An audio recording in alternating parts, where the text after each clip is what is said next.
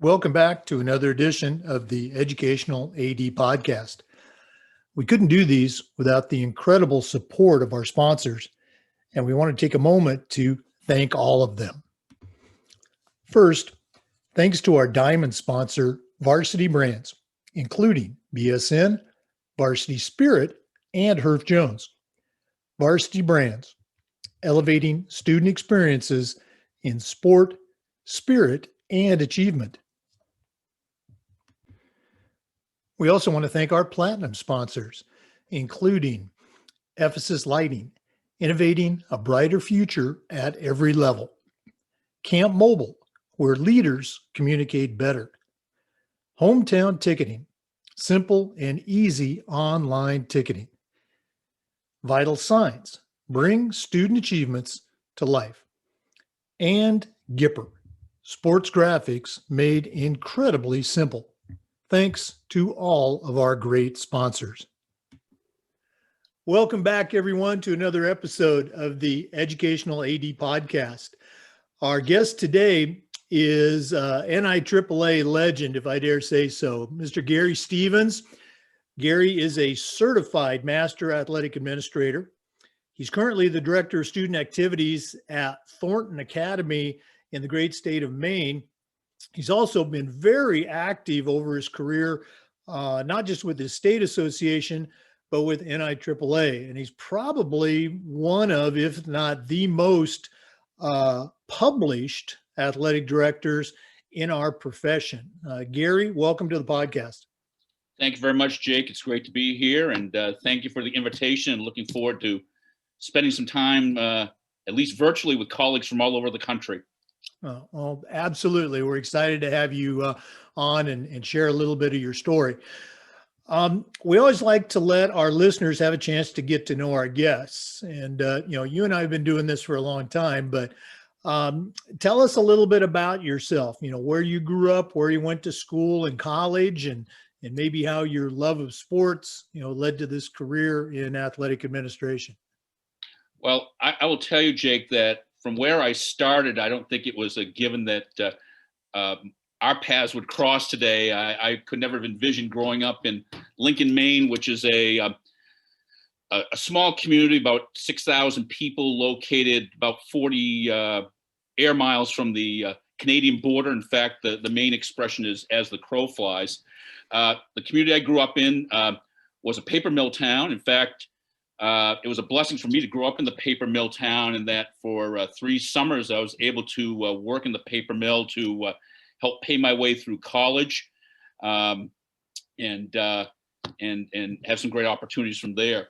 I was born in 1961. I graduated from high school, a school called Acad Academy, which had about 500 students when I went to school there. Now it's in part of the high 300s. And in fact, my younger sister is the superintendent of schools in the community where we both grew up. But athletics has always been something that's been a great passion of mine. My father was a teacher coach in a neighboring community, and he did it all in his school. He was not only the history teacher and the math teacher, but he also coached girls basketball and softball, and he ran the spelling bees, and he was the principal. So he really was a jack of all trades, and as it turned out, probably was my greatest influence, my greatest mentor growing up. I always, as I said, I've had a love of athletics. When I was 5 years old, I kept my father's scorebook.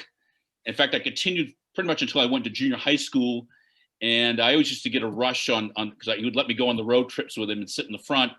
And he would always trust my book as opposed to his normal bookkeeper, even though I was an elementary school kid, but had a chance to be around sports and enjoy watching competition and seeing the good things that it brought out and the community pride and all those types of things.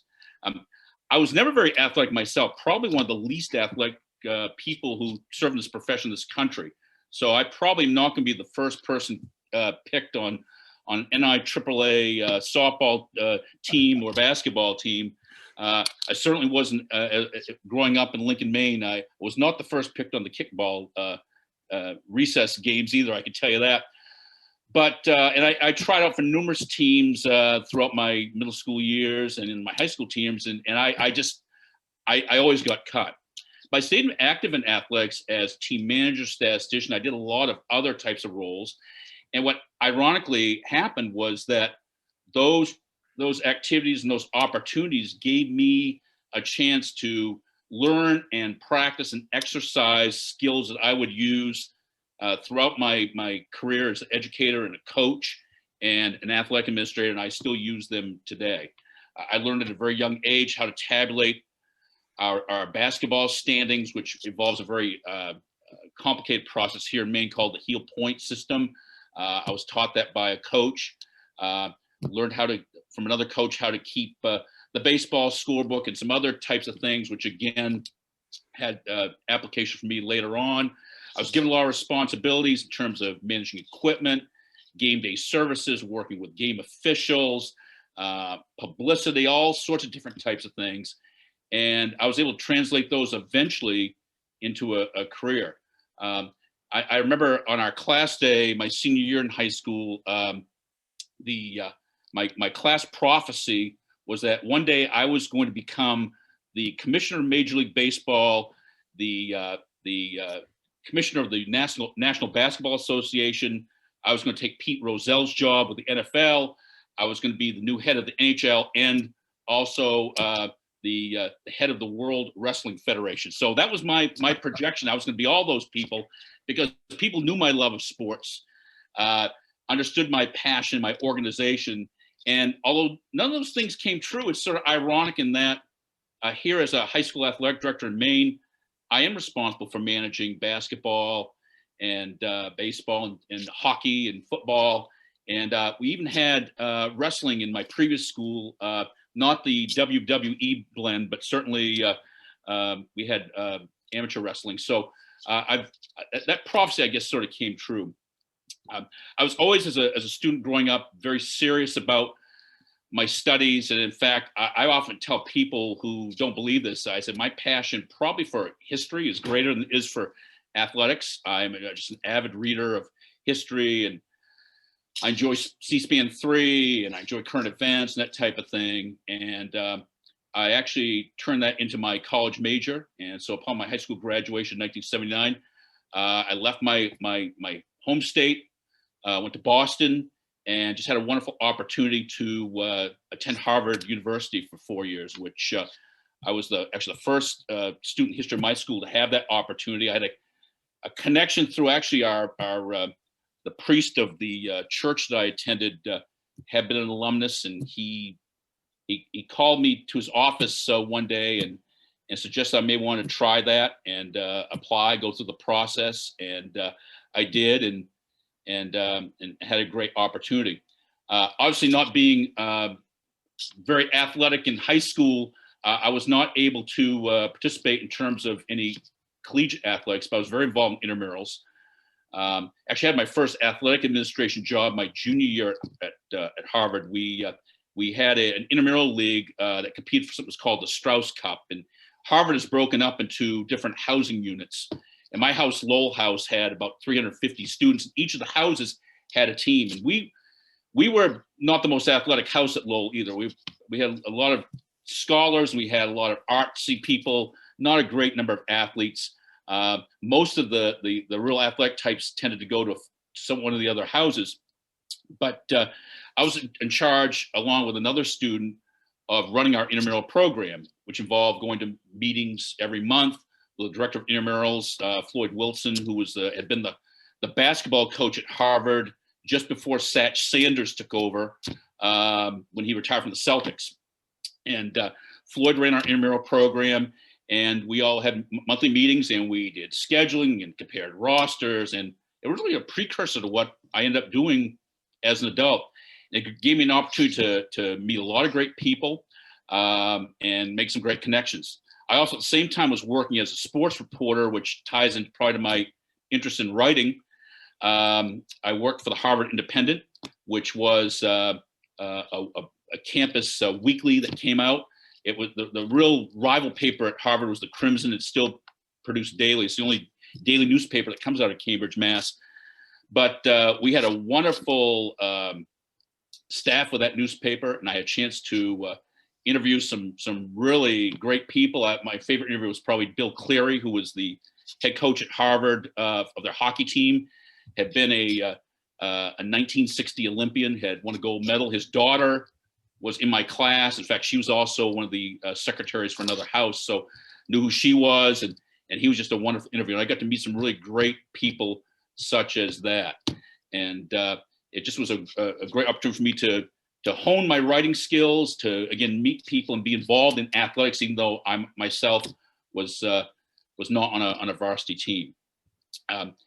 My goal as I finished up in 1983 was actually to maybe take a couple of years off from the academic rigor. And Harvard does have a pretty rigorous academic pace. Being a history major, on average, I had to read about 1,000 pages a week, and a lot of writing, and just it was a very heavy course load in terms of homework and on your own type of work. And I wanted to get away from that for a little bit.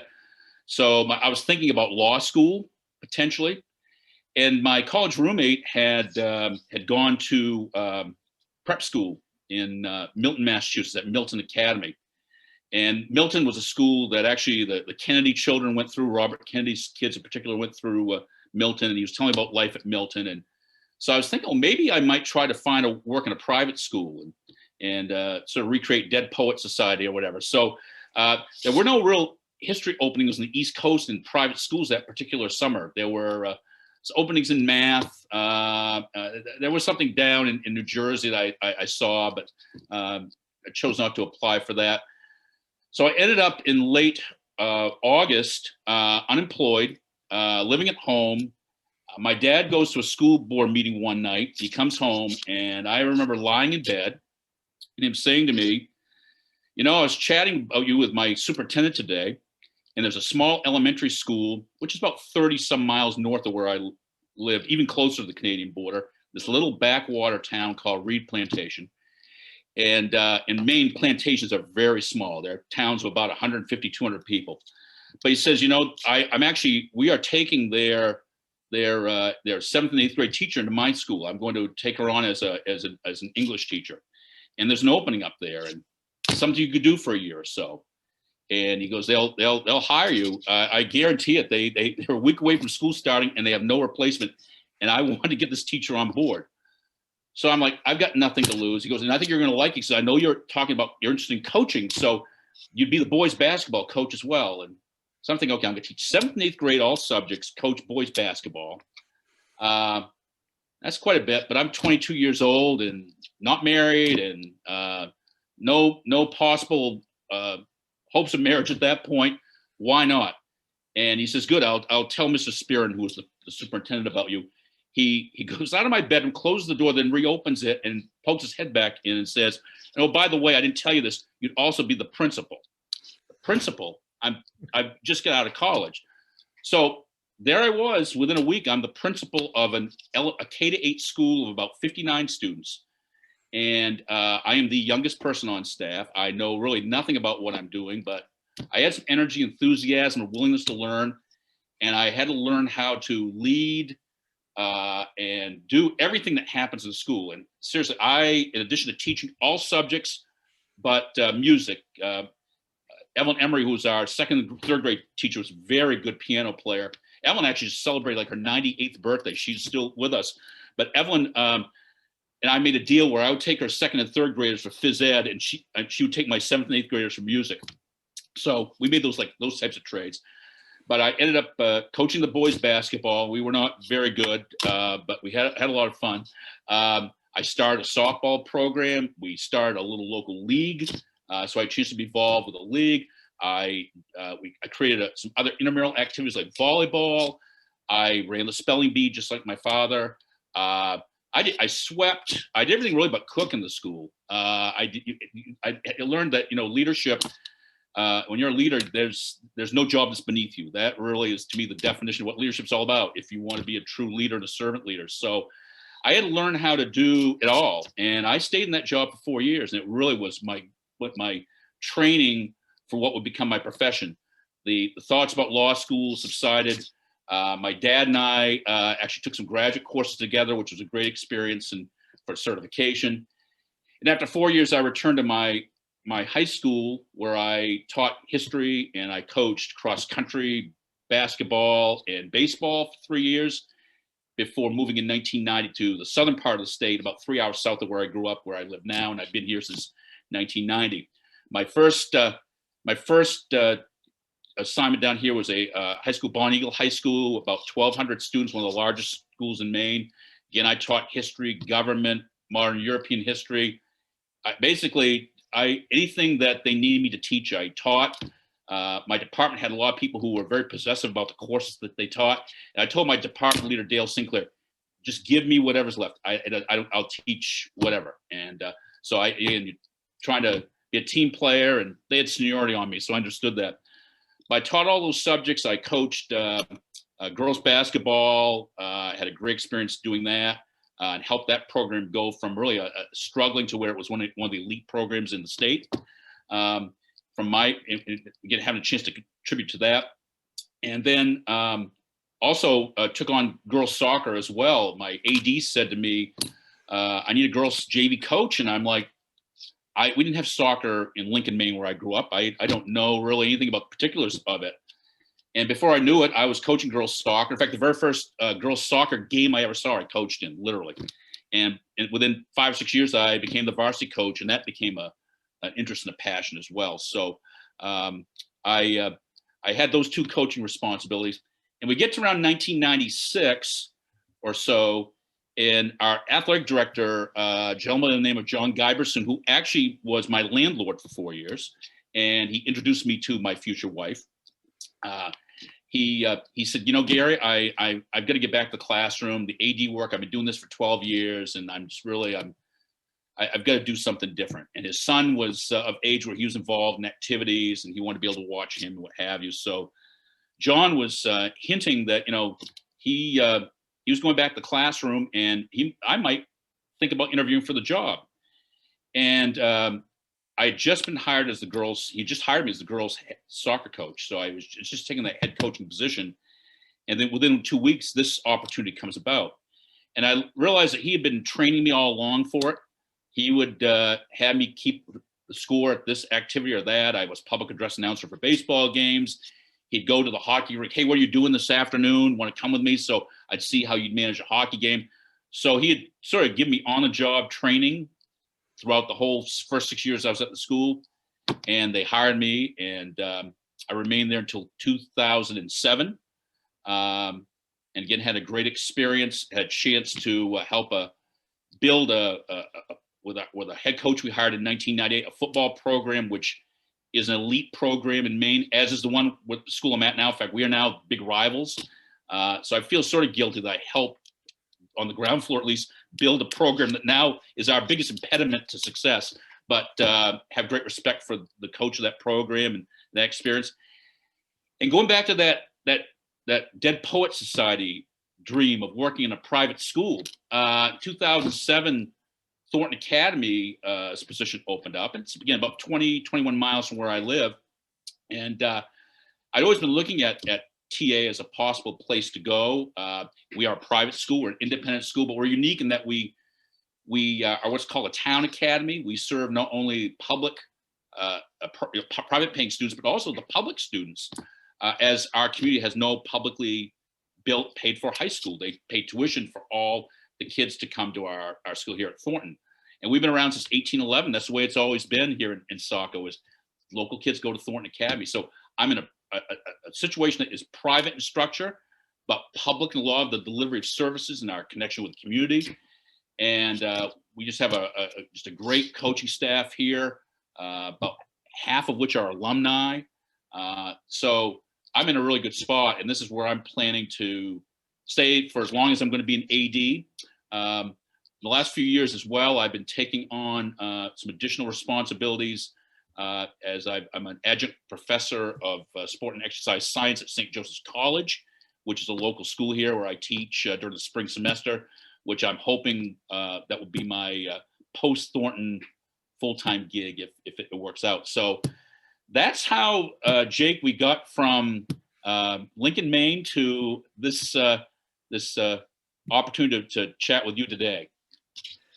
Oh, Gary, it is always just so much fun for me to listen to these stories. We've done over 100 of these interviews now, and a significant number of our guests, like you, attribute their, let's say, their love of athletics and a reason for their success as administrators going all the way back to either in high school or sometimes in college, serving in those managerial and program support roles. It just gives you such a great experience of how different sports and different people operate.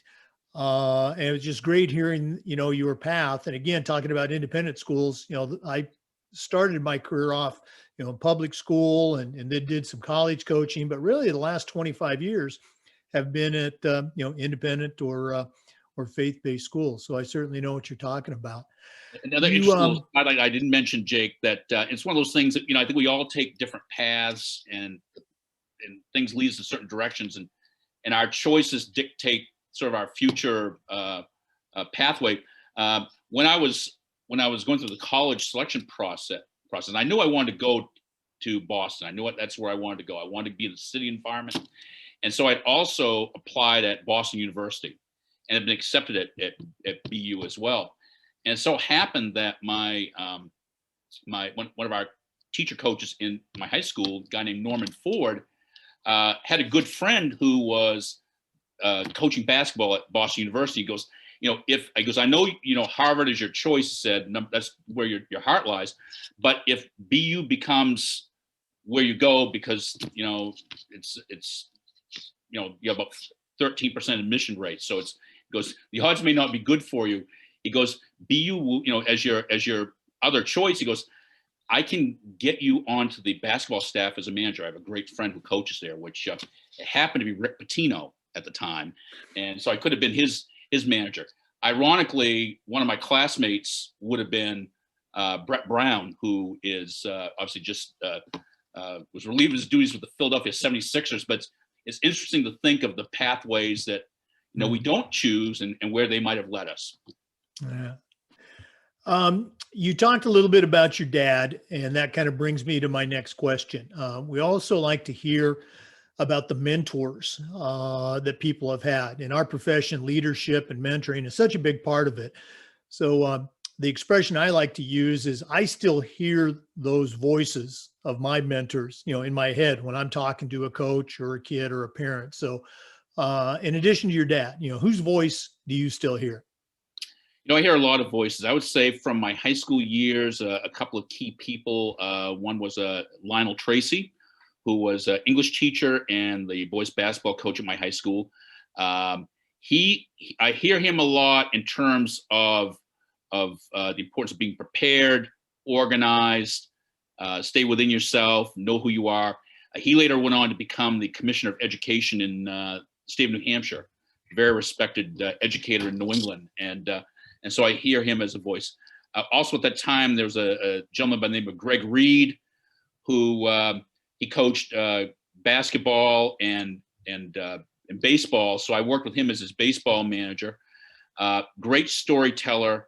A lot of my teaching style, I think, I took from him, because he was very good at livening up classes and taking things that might seem mundane, like Beowulf or Macbeth or King Lear or whatever, and really making them come to life. And I realized, that's something that the teacher needs to do, is you need to stir interest in people, and the coaches need to do the same thing. And so he was a very powerful mentor for me. I also had the pleasure of serving as his assistant coach when I went back to my alma mater in the late 80s. I assisted him in girls basketball and baseball, and we still remain in touch, mostly through social media, but he certainly was a mentor. In fact, it's ironic because my nickname for him was Mentor. I stole it from, you might recall, the old Shazam series, the Captain Marvel, whatever that character was. And he had an older gentleman who was his teacher. He called the Mentor. So that was what I called him. As I've gotten into the world of athletic administration, I would say a lot. I've had so many mentors. There are too many to mention, but a few that I would highlight would be certainly within the state of Maine. Marty Ryan, who was our longtime executive director, was the president of the NIAAA. I had the absolute honor of serving as Marty's assistant director. I still hold that position, but when I did that up through the time of his retirement from about 2007 to maybe 3 years ago. So he allowed me to connect and help me find networks with other people within the association. And I remember my first NIAAA conference, which was in 2003 in Indianapolis, and the Indiana Convention Center is right next door to the old RCA Dome. I had never been to an NFL game in my life up until that point. I had a chance to get a ticket for the game. The Colts are playing the Atlanta Falcons. And Marty had told me, you need to be at that Section 1 meeting. It's starting promptly at 4:15 on the calendar. And there were only 5 people from Maine. I think he wanted to make sure he had some support there. And I'm thinking, Marty, the game begins at 1, and what's going on? He goes, you need to be there. So I actually practiced how long it would take me to get from the RCA Dome across the street into the convention center, into the room we're going, so I could figure exactly what time I would leave the game. And it so happened, the game ended right at 4 o'clock. It was a rout, so the last few minutes just sort of flew. It ended right at 4 o'clock. I hustled out of the stadium, across the street, and I was in my seat with 2 minutes to spare. And so Marty, that pride that he still has in the organization, I think he instilled with me. But also he was just a wealth of context, because he was a past president of the association. So he certainly knew everybody in Section 1 where Maine is. And now a lot of those people have become just absolute dear friends and people I connect with all the time. People like Alan Milanda, Denny Freeze, and Bob Hopek, and Carol Dawsburn, who I know was on one of your podcasts recently. I've just made great connections with those people and many others, and Marty was the key to that. But probably more recently, probably the most powerful mentor has been our current executive director, also a past president, Jerry Durgan. And I serve with Jerry in a role supporting our organization, as he is the executive director and I as an assistant. And Jerry was somebody that saw some, I think, potential in me to serve others. And I remember we live in adjoining communities, and we actually happened to share the same hockey rink, our 2 high schools. And there was one night that I was coming into the rink for maybe an 8:30 game. He might have had a 6 o'clock game. So his game was over. He's exiting. And I remember him stopping me in the lobby of the University of Southern Maine ice arena and say, I want to talk to you for a second. And okay. And, usually when Jerry spoke, you listen, he's very respected here in the state. And he goes, have you ever thought of your career goals in this profession? I'm like, what are you talking about? He goes, no, have you ever thought like things you want to accomplish in this profession? And again, I was a fairly new AD. I'm just trying to tread water and going, week to week and just do the best I can. And he goes, he gave me an assignment. He goes, I want you to write down 10 goals, and I want you to email them to me. Or I don't know if we had emailed them. I guess we did. I must have emailed them. Otherwise, I would have hand delivered them. But to Jerry, because when Jerry spoke, you listen. But he goes, no, I want you to write down 10 goals. And so I started thinking about it, and I mentioned things like certification and maybe being the president of my league someday, and even wrote being president of our state association someday, and sent them to him. And as it turns out, I achieved 9 of them. The president of the state association I never got to, because I moved from first vice president to my current role when I was on the board. So I would have been on if Jerry, who had been our assistant director, had stayed 1 more year, I would have achieved that goal as well. And so Jerry got me thinking about, setting goals, and that's something that really has guided me since. He also was on the publications committee at the time, and he sought me out as an author for a piece. And he sent me something in the mail. I'd like you to write on this topic, and it was an AA Speak Out piece. So it was like they give you a prompt, and you had to write a couple paragraphs. In fact, I even hand wrote it. I can't believe I turned something that was handwritten as opposed to typed, which now everything I send to the IAA is always obviously typed. but I hand wrote it and said it was published. And so you go back to late 90s, you'll find an AA Speak Out piece for me, where I had much darker hair and more hair there too. I still see the picture that was taken for that. But it got me thinking about, contributing, and that I had a voice in the organization. I wasn't just somebody tucked up in Maine that nobody knew or nobody wanted to hear from. And when the publications committee had an opening, when Jerry moved on to the board, he encouraged me to apply. And I applied and I was accepted. And my very first meeting, they encouraged me to write an article. And then all of a sudden, I became connected with all sorts of new mentors. People like Johnny Evers, who was the assistant chair of the committee at the time. Roy Turner, has done outstanding work in North Carolina, one of the nation's finest, and an NIAAA Hall of Famer. The great Dr. Jack Foley, just a wonderful, wonderful gentleman and mentor, and so many others. And so I got involved in writing for the writing articles for the magazine, because as we had our brainstorming sessions, if you threw out an idea, they would say, write about it. That way, I mean, the only way you're not going to write is keep your mouth shut. And I kept involved with the discussion, and they said, write about it. So that just sort of led to, again, connections with all sorts of people from around the country and other potential mentors. And I think I still have all sorts of mentors, but I think I'm now at the stage of my career where I find myself giving back and mentoring others, which is how this profession works. We're a reciprocal organization. So those would be a few people that sort of got me along the path to service that I believe in so strongly. Again, I really appreciate you sharing that. And to our listeners, I encourage you to go to the NIAAA website and go back and look at those archival articles.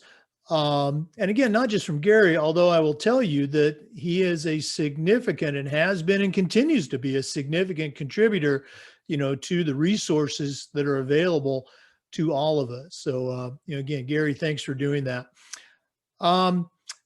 One of the things we like to do with our podcast is to share this idea of best practices. And I know you've been in a lot of schools, and as you shared already, you've certainly made your mark on each of them. But maybe pick out, at least one, maybe two things that either at Thornton or at one of your other stops that you're particularly proud of, that you can say with a humble pride, boy, we do this better than anybody in the country? Well, again, I think one of those things with best practices is that you're constantly refining your practices. So I'm never satisfied that I have come up with the answer. I've come up with perhaps an answer for that time. So I'm into process of improvement. It's interesting, just before we did this, started this podcast, I was working on a booklet or actually a playbook on having interns. And it branched off a session I attended at the national conference by two friends, Scott Jarvis and Dr. Scott Smith. And I think since starting it about a week ago, I think I have changed things 7-8 times, but and I expect it to change the next time I look at it. So to me, it's the idea of best practices also implies there's a process that continues after you think you've completed the document or what you do. But I would say the thing I'm most proud of, frankly, and it's something that's become a passion of mine, particularly in the last 6-7 years, is developing plans, protocols for managing after-school safety. That's become a real passion of mine. In fact, now I work with Jay Hammis and Joey Struy and Mike Galino as national faculty members of LTC 630 within the NIAAA Leadership Training Institute. Jay and I actually taught 630 just a couple of weeks ago. Mm-hmm. And my interest really, it started around 2013, which in that spring, actually probably even going back to late 2012. In 2012, I was at the national conference in San Antonio. My wife and I were out touring, and we happened to be in a museum, and television was on in the gift shop, and they were showing the footage, the coverage of an unfortunate school shooting in Newtown, Connecticut, at a place called Sandy Hook, which involved obviously numerous elementary children and teachers. And we're not that far from Newtown, Connecticut. I can drive to Newtown, Connecticut, probably from where I am in about 3.5, 4 hours. It's not that far away. A few months later, that April, we have the Boston Marathon bombing. And, again, Boston is even closer. I'm less than 100 miles from the start line and the finish line of the Boston Marathon as I see here today. And it really hit home when one of my coaches, John Provost, who has a daughter that lives in Boston, he coaches softball for us. And later that week, I saw him at the practice field. He looked shaken up. His face was almost ashen. And I'm like, what's happened? John usually is outgoing, jovial, what have you. He goes, you will not believe what happened to me Monday. He goes, I went down to Boston, and he sort of, I stopped and I'm like, you were down in Boston on Monday? He goes, yeah. He goes, I was visiting my daughter. I said, were you anywhere near the marathon? He goes, I went to the marathon. He goes, we were standing at the very spot where the bombs went off, just probably 20 minutes before they went off. And then he got into the subway, and the subway was held up while they were trying to sort through the chaos. And finally he was let off, and at street level, he learned what happened. But he was a narrow escape. And it got me really thinking about, bad things can happen. And I immediately called in my school resource officer, and I called in the tactical officer for our local police department, whose kid was a student athlete in our program. And I'm like, if that happened at one of my athletic events, I don't know what we do. And they're like, this is what you're going to do, Gary. So first of all, if something happened at your athletic event, please understand it's a crime scene. So you're no longer in charge. The police will be. But we began building a plan for managing a whole range of types of situations. It so happened around the same time I was going on to the NIAAA board, and Bruce Whitehead, who was the executive director at the time, my very first board meeting, says, hey, we have an opportunity here to send a representative from the board down to the University of Southern Mississippi. They have this group called NCS4, National Center for Spectator Sports Safety and Security. And they'd like to have a representative for the board. They'd like to have a relationship with NIAAA. Well, I'd never been to Mississippi before, or certainly not the University of Southern Mississippi, but I got thinking about my project I was working on. And in fact, at the same time, I was pursuing a master's where a capstone project was about our safety security plan here at TA. So I went down as a guest. I had a chance to meet Lou Marciani, who was their director at the time, and other people on the staff, and had a chance to see what their programming was all about. And it was almost like, as I was finishing up this capstone project for a master's I was doing, I was taking the final exam because I was getting all sorts of best practices and helped build a best practice booklet. In fact, the product that we created is here, and they put out a new edition every year. And I've been to 3 of their interscholastic summits. I actually have been a facilitator at one. I've spoken at a couple of them, and now work with them as a co-chair of their interscholastic advisory committee.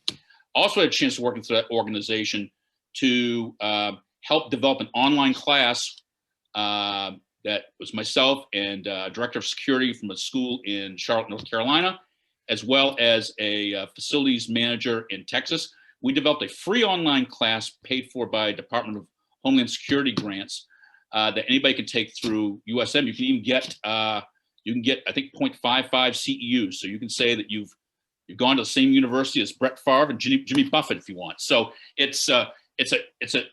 my point is that all these opportunities have helped me develop what I think is a pretty detailed yet fluid, constantly evolving safety security plan for my school. And through working with Southern Mississippi and also working with Jay Hammis with the Safe Sports Zone, that's become a real passion of mine.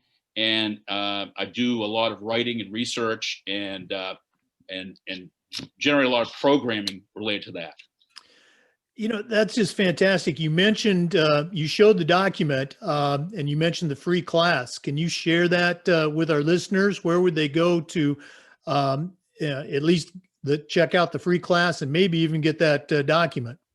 Right. Well, the document can be downloaded free of charge. This is a service of the NCS4, and again, it's as I said, good planning is evolving. So they do a new edition every year. So when they convene in a new group of people into their summit, they take the current document and revise it, so it's constantly being updated. If you went to the University of Southern Mississippi website, but more specifically, www.ncs4.com, www.ncs4.com, it will take you right into that organization's website and all of their resources. You will find free resources you can download. You will also find, again, you can be able to access that course. And it's one of those deals where you access the course and you have a certain amount of time to complete it. And then your time expires. So you'd have to start from the beginning. And if you leave off with a certain module, when you resume your activity, you start back up where you left off. As I said, what's great about the course is that it is geared towards high school people, in particular high school athletic administrators. All the best practices that I believe in, you can find there. In fact, you can essentially find my school's plans. You'll see pictures of my school. Some of the activities, the interactive types of activities that are done are using maps and what have you, and they cover all sorts of different situations that might happen in a school.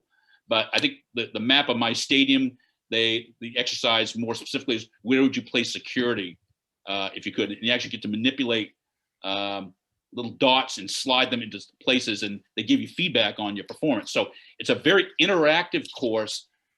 Takes you about 5.5 hours, but it's I think it's very interesting, very pertinent, and a great feather to have in your cap, because it gets you thinking about what you would do within your own school. And as I said, there are resources there that I've shared that we use here at Thornton, where people can see what we're doing in our school. And then again, since every good plan is venue specific, you need to tailor it towards your own needs. Oh, well, I appreciate you sharing selfishly. It just gave me something to do when I get back to school. One more time, give our listeners that website. Yes, if you go to www.ncs4.com, it will take you right into the website where you can get not only the access to the course I referenced, but a lot of their other materials. And they have other trainings too. We've not taken advantage of this here at Thornton, but you can train your staff, your game day staff, your ticketing staff to be certified game day professionals. They have a certification process as well for a fee for those services, but there are a whole host of resources that you can take advantage of there. Yeah, really appreciate you sharing that. Even though, and for our listeners, we're recording this episode December 29th, so we're not quite into the next year yet, but we still have to talk about COVID.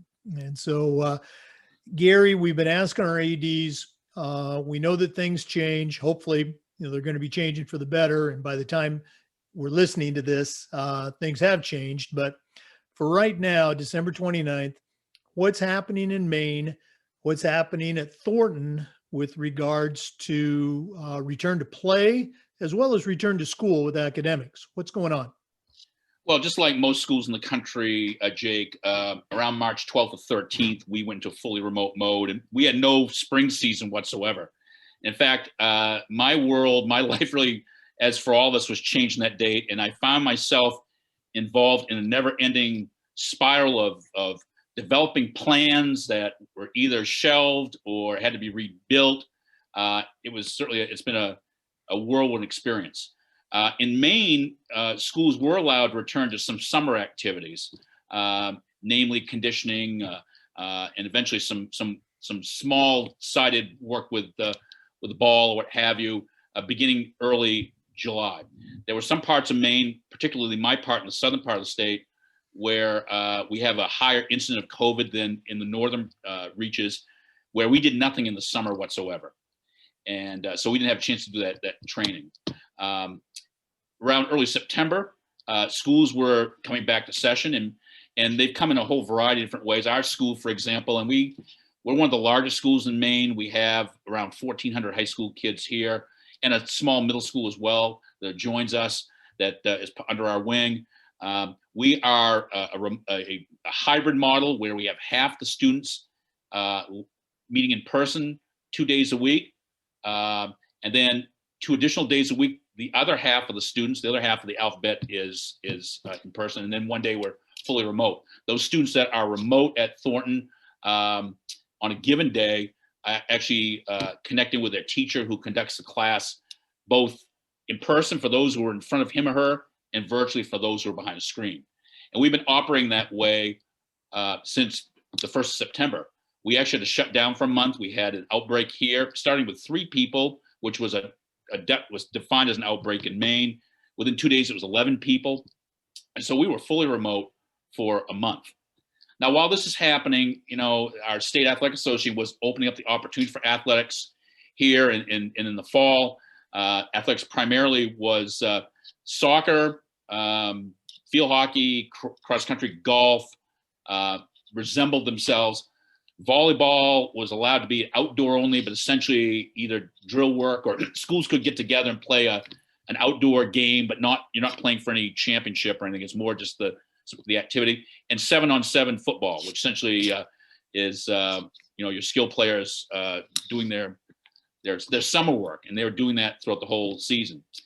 We were on hold here at Thornton at the beginning of the season because Maine has set up a county by county system, and they have a traffic light designation for each county of green, yellow, red. And that tells you what you need to do academically. So red is fully remote, green is you can go fully face-to-face, and yellow, you're a hybrid. If you're yellow or red academically, athletically, that meant you cannot begin. And we remained in yellow until around Columbus Day, which meant we had 4 weeks of the season left while the rest of the state was doing something. And there were schools that were starting and stopping based upon the incidence of COVID within their school or opponents that had experience, et cetera. So finally, we were able to resume and begin our practices and our protocols, all the things we'd prepared for. And we had the screening mechanisms in place. We had I call them go kits that we give to all of our coaches for cleaning, sanitizing, and all those types of activities. We had our practice plans built. We had our busing organized to shuttle people between us and other schools, and most of our opponents were fairly close. So our varsity JV team, which normally would travel together, they would go into shuttle mode, which will help save some resources. So we had it all set. And then 3 weeks into our season, or heading into our last week, there was an outbreak which shut the school down fully. It shut the school down from face-to-face for a month, and our season was over. So we had a 3-week fall. They were the best 3 weeks for us, for sure, for the school year. It was great to hear the noises of athletics, hearing laughter, hearing cheering, hearing excitement, hearing coaches coach. The sounds were great because it just been so quiet before, and it's been very quiet since. Now, as we move into the winter season, Maine put things on hold until December. And now we're working very much in concert with our state governing agencies, namely DOE, our Department of Health and Human Services, our community sports group, governor's office. And so community sports guidelines that exist for recreation, club, non-school activities now are used for school. And most schools in Maine began a couple weeks before Christmas in a skills and drills mode and conditioning. And that's where we are right now. We're not going to be allowed until after vacation to even begin doing any type of drill work where you play defense or people in close contact. It's all socially distanced, using a lot of sanitization of equipment, etc. Unfortunately, again, the rules on the county designation still hold. And right now, I believe 4 of our counties in Maine are yellow, while the other 12 are green. So they can have activities, we cannot. And our next traffic light is going to be flashed this Thursday. And our numbers have been ticking up in our county. In fact, they've gone from 12 to 15 cases in our county. And we have about 204,000 people in this county. Maine has about 1.3 million. We're a pretty small state, generally speaking, population-wise. But we were like 12 to 15 cases when we were starting to be able to go back to play in the fall. And today's caseload was somewhere around 125. And it's been consistently in the 100s for most of the last week. So we're not very optimistic about us being able to start right after vacation. And so it's the waiting game as it was in the fall for that traffic light to turn green. But in the meantime, we're prepping our coaches, prepping our parents, prepping our students, prepping ourselves, because there may come a time we have to turn the switch on and be ready to go. So a lot of my weekly work is preparing to go, knowing that the chances are it's not going to be this week. And again, I apologize, I should know this. What's been the response in the neighboring states? New Hampshire, Massachusetts, are I know out in California, they're a much bigger state, and they've chosen not to do any sports, but the neighboring states are almost full go. So what are your neighboring states like, and how does that go over with your folks in Maine? Well, New Hampshire has been certainly more active than we have. And in fact, a lot of people in Maine were pointing to New Hampshire. Look, they're playing tackle football. They're going to make it a go.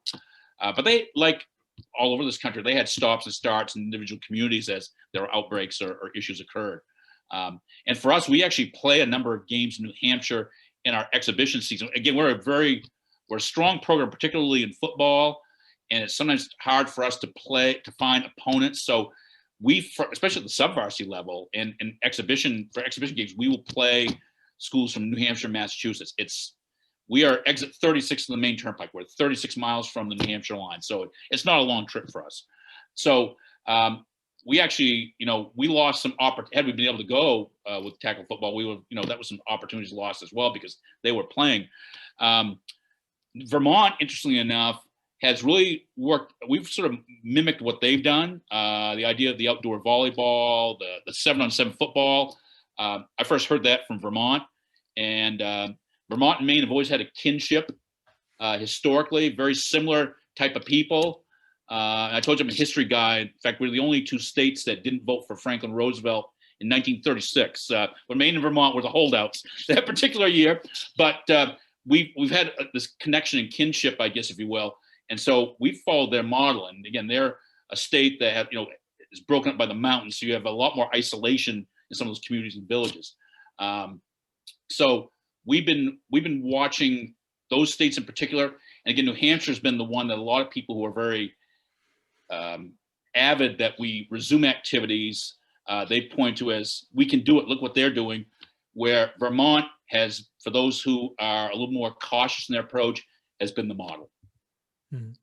Well, I hope it starts to trend in a more positive way, and that y'all can get out there on the fields and the pitches, as springtime takes a hold and, 2021 finally gets here.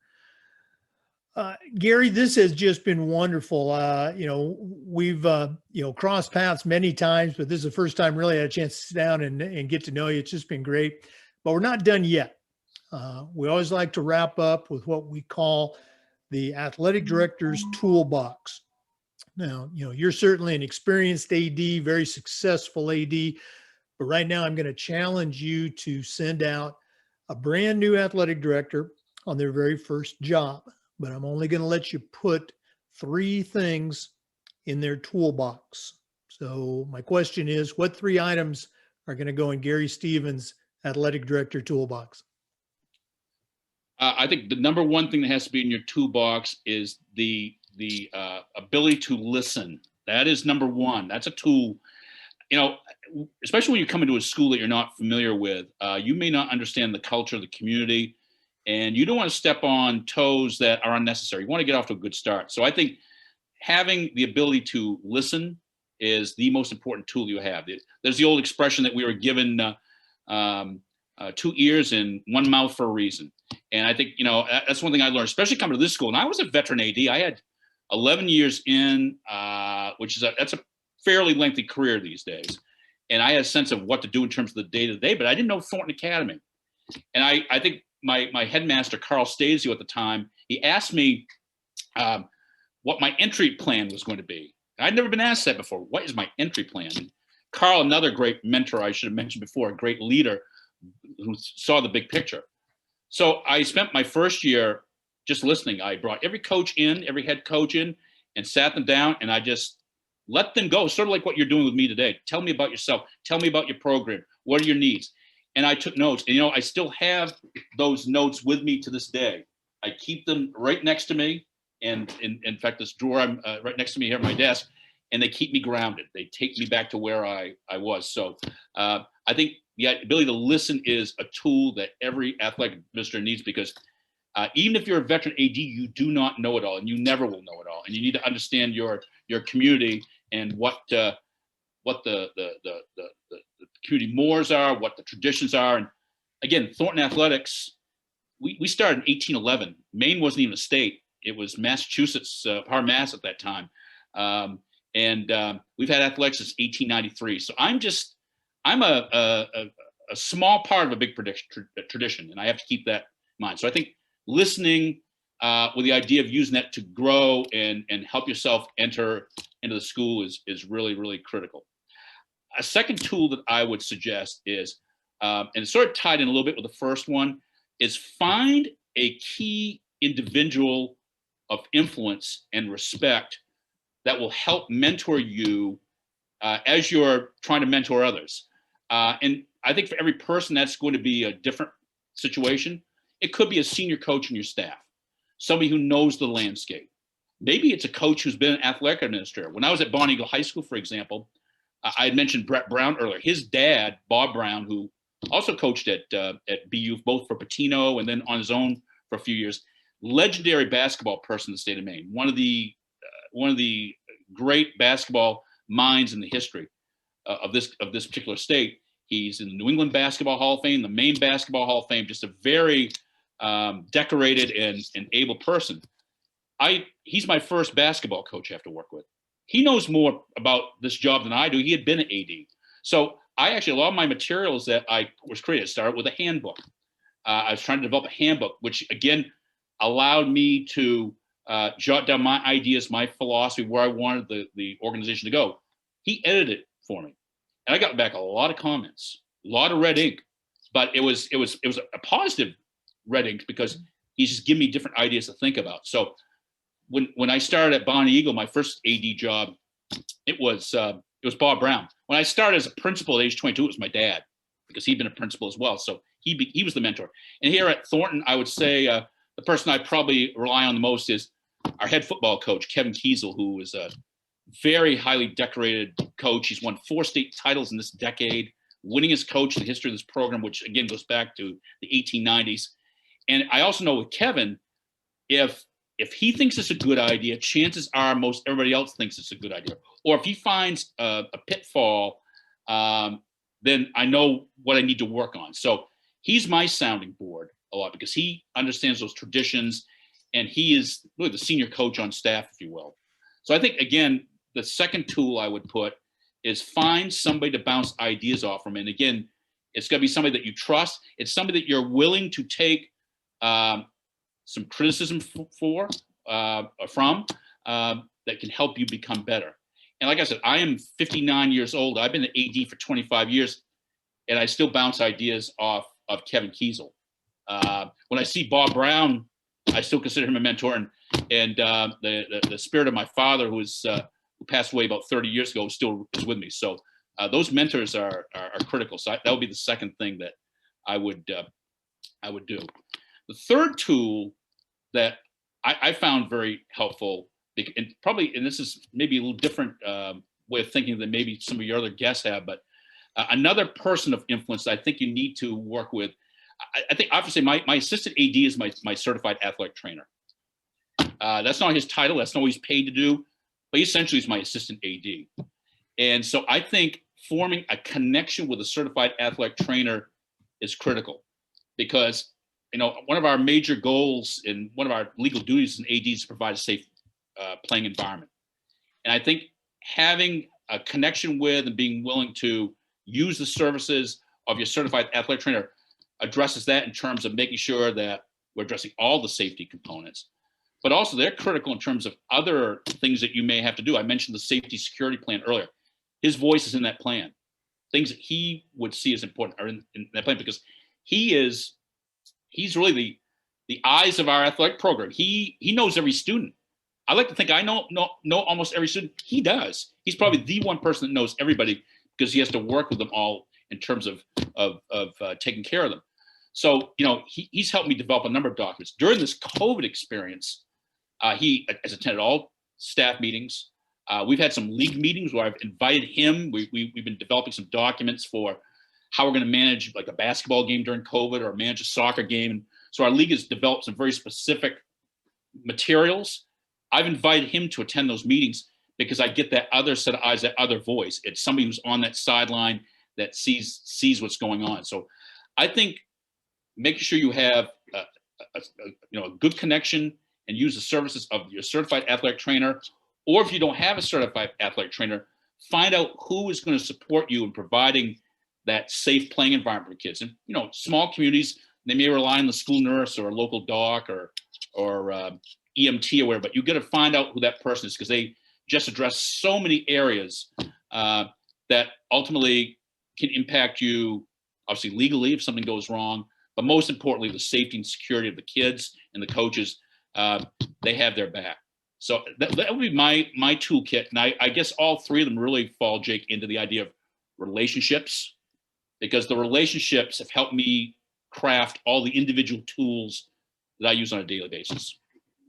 No, I really appreciate you sharing those. And again, listening, mentoring, great, but I'm so glad you mentioned that athletic trainer because as you mentioned, we like to feel that we know all of our student athletes, but I guarantee you there are no secrets from that athletic trainer. They know exactly what's going on.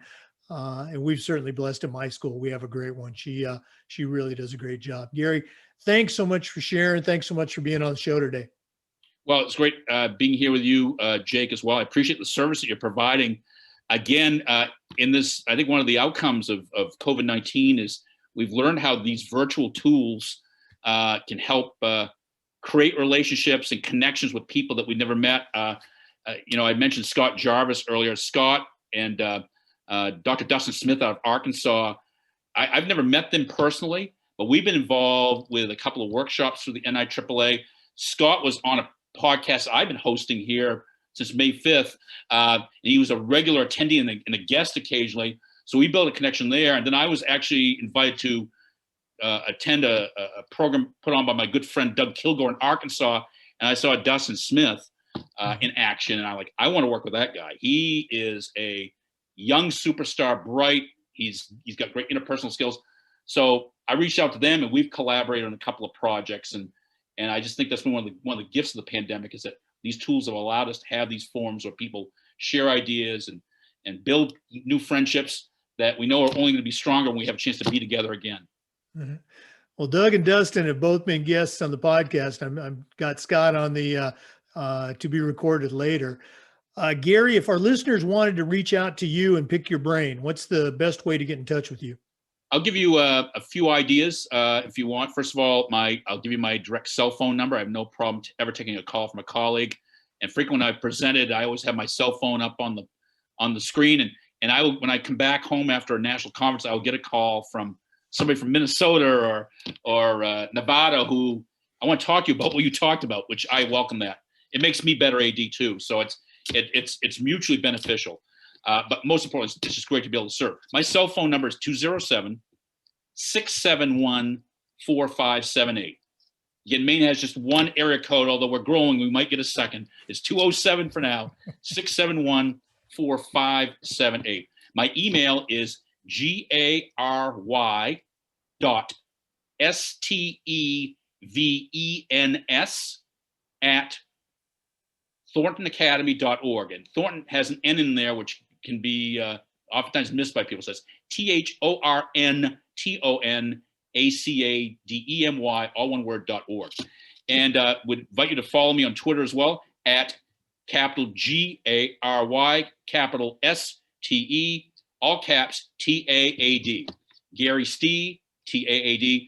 And you can see what's going on at Thornton Academy. We use our social media to promote what's going on here. And I have some history posts. I posted a basketball game that took place, I think, 99 years ago today here at Thornton this morning. So you can find out what the score of that game was if you want, and some other fun things that we put up there. I was going to mention your Twitter account. Those are just some cool things to see. And even if your school only has a brief history, I encourage you to do something like that, because that's where the kids are now. They're on Twitter. They're going to see that stuff, and you'll definitely get some feedback. Yeah, and it's great is that we get a lot of feedback that the kids to see their name on the tweets, it's a big thing to them. And if I miss something, I hear it as well. So there's a responsibility that goes into that as well. It's not always it's not always easy, but you try to do your best to promote as best you can. Okay.